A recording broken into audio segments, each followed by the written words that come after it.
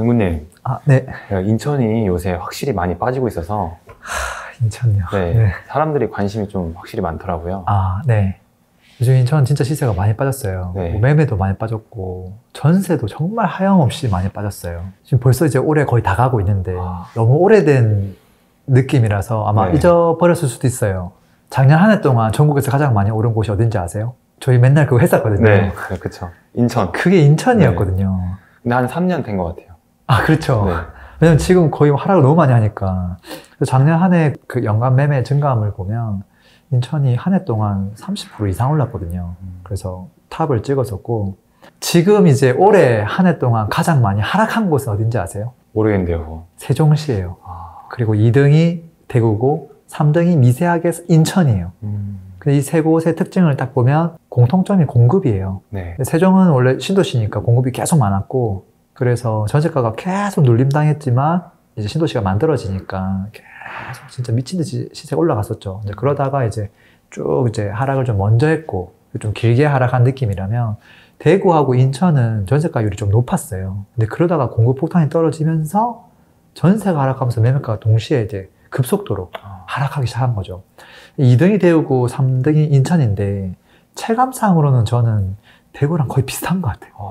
사실 뭐 누가 더 많이 하락했냐 따지기 힘들 정도로 두 도시가 좀 비슷하지 않나 그런 생각도 좀 듭니다. 병구님, 근데 사실 네. 인천이 이제 공급 때문에 힘든 건 다 알고 있잖아요. 그렇죠. 근데 이제 좀 구체적으로 좀 자세히 들어가서 상황이 어떤지 좀 알 수 있을까요? 뭐 일단은 지금까지 상황보다는 이제 앞으로의 상황이 더 중요하긴 하거든요. 네. 지금 전국에 있는 그 도시들을 각 인구수 대비 적정 공급량을 산출해서 한번 만들어 보면 지금 가장 앞으로 2, 3년 동안 공급이 많은 지역이 인천이에요. 대구가 아니네요. 대구보다 인천이 앞으로 공급이 더 많아요. 온전히 절대적인 숫자만 놓고 봤을 때 경기도를 제외하고 2등이에요. 그 정도로 많은 거예요. 그리고 실제 연도별로 입주 물량을 보면 2022년, 2023년 이때 5만 세대씩 공급하거든요. 지금 이제 한 절반의 고비를 지나가고 있는 중이에요. 근데 사실은 내년이 피크죠. 인천이 지금 다른 지역들보다 유독 많이 빠진 이유가 외부 요인도 있지만 플러스 내부 공급 요인의 영향이 컸다는 거예요. 원래 인천은 다른 광역시들하고 한번 쫙 비교해보면 연 한 2만 세대 정도, 2만보다 조금 못하게 공급을 해야 적정한 거예요. 근데 지금 한 해 5만 세대씩 공급하니까 이게 너무 많은 거죠. 그리고 그게 얼마나 많은지를 좀 체감하려면 부산이나 인천보다 더 인구가 많은 곳들, 이런 것들하고 같이 비교를 해보면 되거든요. 그래서 표로 한번 살펴보면 지금 부산, 대구, 인천이 있을 때 올 한 해 2022년 동안 부산이 3.1만 입주가 있었어요. 대구가 2.3만. 근데 인천이 5만이 있었던 거거든요. 대구보다 2배보다 훨씬 많죠. 그 다음에 내년 한 해만 놓고 봤을 때 부산이 2.4만이에요. 대구가 3.6만이고. 근데 인천은 또 5만이에요. 이것도 거의 2배 가까이 많죠.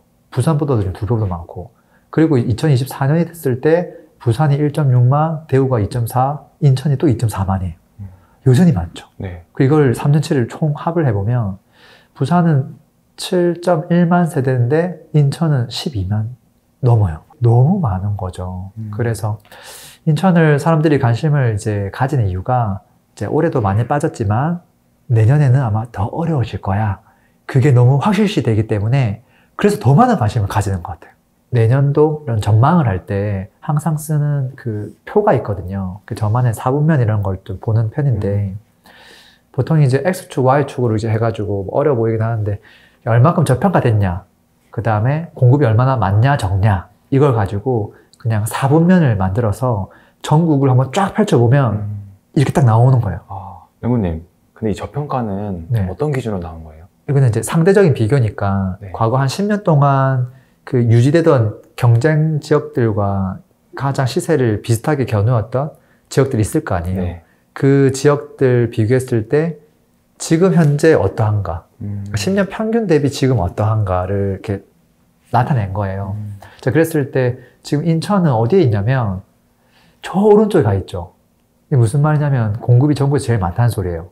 제일 왼쪽에 있으면 공급이 적다는 소리고, 그리고 제일 위쪽에 있으면 가격이 저평가됐다는 소리예요.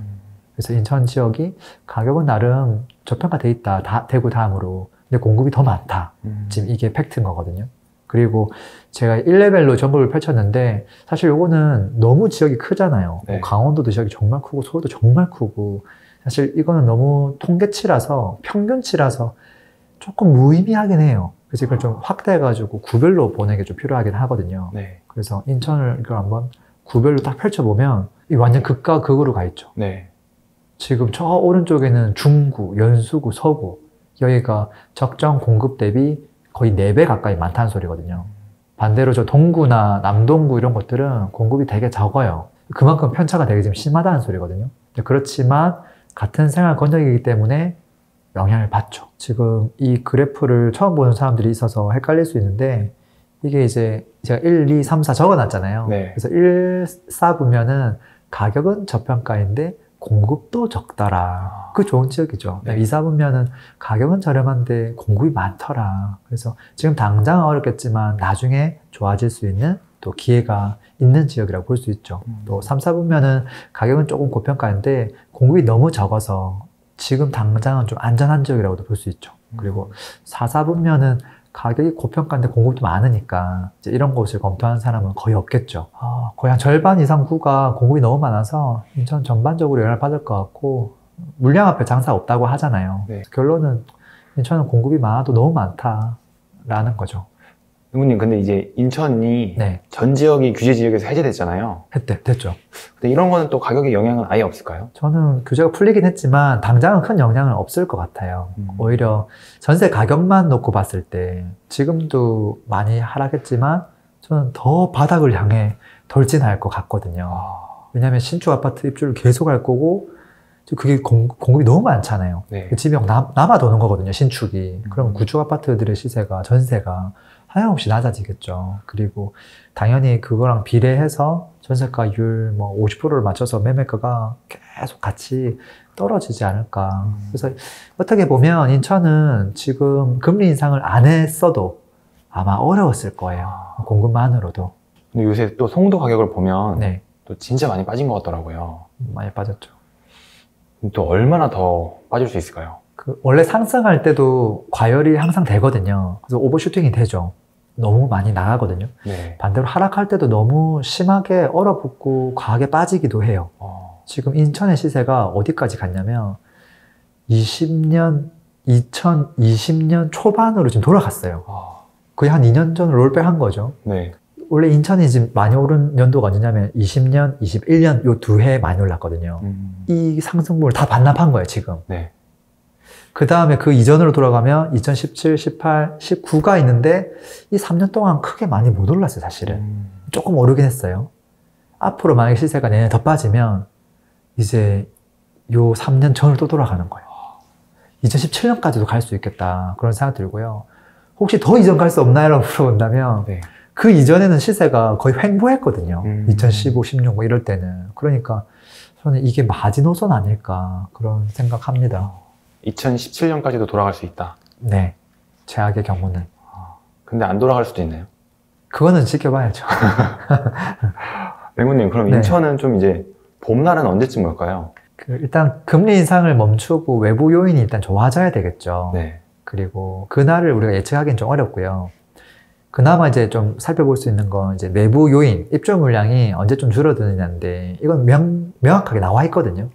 내년까지는 너무 많기 때문에 최소한 내년 연말까지는 지켜봐야 될 것 같다. 그리고 뭐 혹여나 입지가 좀 좋은 것들은 그 전에라도 약간 움직일 수 있는 가능성도 있어요. 그렇기 때문에 모니터링은 필요하죠. 네. 그래서 기본적으로는 앞으로 금리가 좀 좋아지고 낮아지고 입주 물량도 좀 정리되고 그 다음에 정책적으로 좀 거래에 대한 규제 완화까지 조금 이루어지면 네. 그때 조금 빛을 발할 수 있지 않을까 싶습니다. 그게 언젠지는 알 수 없겠죠. 네, 모니터링 좀 해보면 좋을 것 같아요. 한 뭐 1년 내로 좀 올 수 있을까요? 1년 내 조금 버거울 수는 있을 것 같은데 입지가 좋은 것들은 조금 다를 수는 있을 것 같아요. 그럼 한 1년에서 1년 반 정도 사이 놓고 네, 계속 관찰을 해야겠네요. 네. 감사합니다.